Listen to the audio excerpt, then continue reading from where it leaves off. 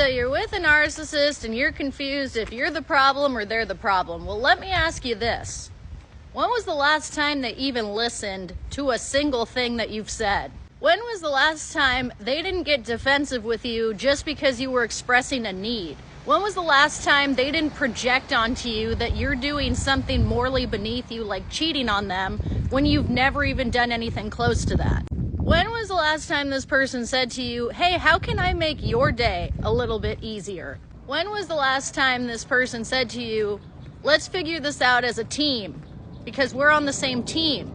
And if you're winning, that means I'm winning. And if you're losing, that means I'm losing. Do you think that you're the problem? Or do you think that you're reacting to the most selfish person in the world who doesn't even think that you have a right to exist, let alone have your own thoughts and feelings? The reason why you're so confused is because this narcissist has been dehumanizing you since day one. They do this through systematic gaslighting, denying you your own reality, denying you the right to have feelings, and yet at the same time doing the most atrocious things and saying the most horrific things towards you.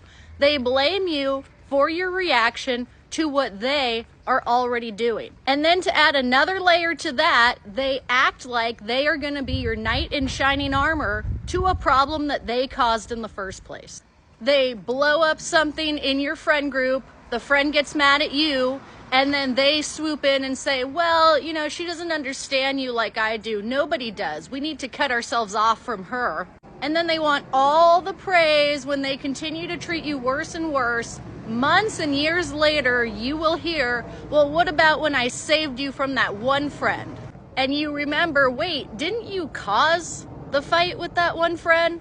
And they gaslight you. That never happened. You're remembering that wrong. I'm always the enemy to you. It's always my fault. Consider a world in which you are not such a horrible partner that you turn this person into a monster.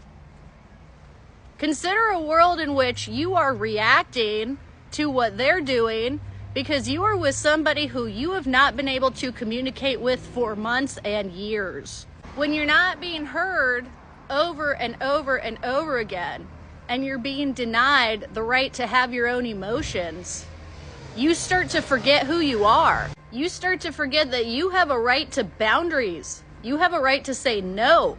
You have a right to say, this relationship has gotten too toxic for me to continue. That's why if you are this confused, the confusion is the answer.